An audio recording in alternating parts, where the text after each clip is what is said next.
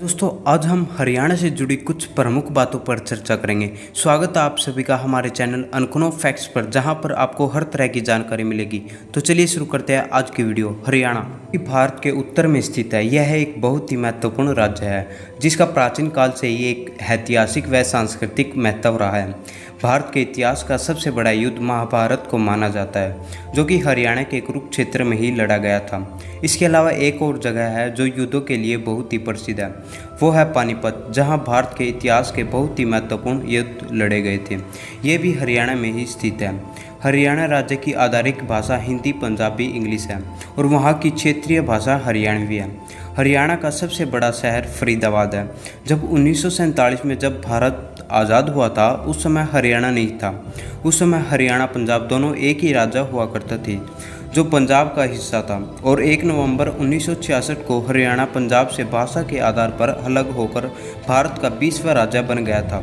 और इसी कारण हर साल 1 नवंबर को हरियाणा दिवस मनाया जाता है। हरियाणा में पीपल के पेड़ को काटने पर जुर्माना है, क्योंकि इस पेड़ को बहुत ही पवित्र माना जाता है और ये हरियाणा का राज्य वृक्ष भी है। और इस पीपल के पेड़ को बौद्ध वृक्ष के नाम से भी जाना जाता है।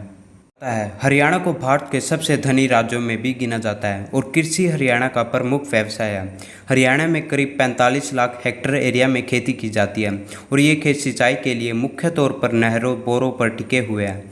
हरियाणा ये मुख्य तौर पर गेहूं, मक्का, बाजरा, कपास और गन्ने का उत्पादन बड़ी मात्रा में होता है। भारत में बासमती चावल का सबसे बड़ा निर्यातक हरियाणा ही है। हरियाणा में हर साल करीब 40 लाख टन चावल का उत्पादन होता है। और शायद आपको पता होगा कि हरियाणा के कुरुक्षेत्र में एशिया की सबसे बड़ी अनाज मंडी भी है।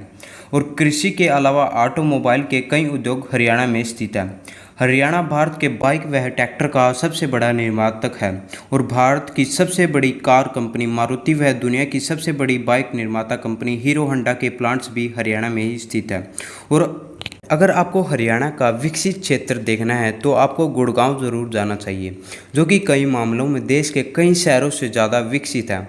साथ ही गुड़गांव हरियाणा का औद्योगिक क्षेत्र भी है, जहां पर 500 से भी अधिक बड़ी कंपनियां काम करती हैं और जो हरियाणा में सबसे ज़्यादा रोजगार देती है।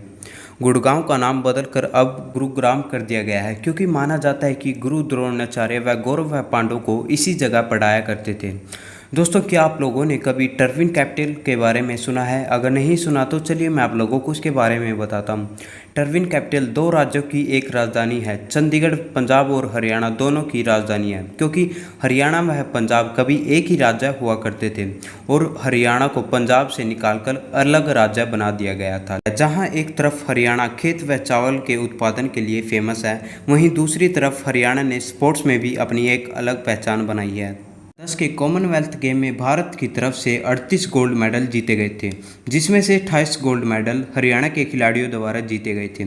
इसके अलावा 2008 के ओलंपिक में विजेंद्र सिंह ने कांस्य पदक जीता था।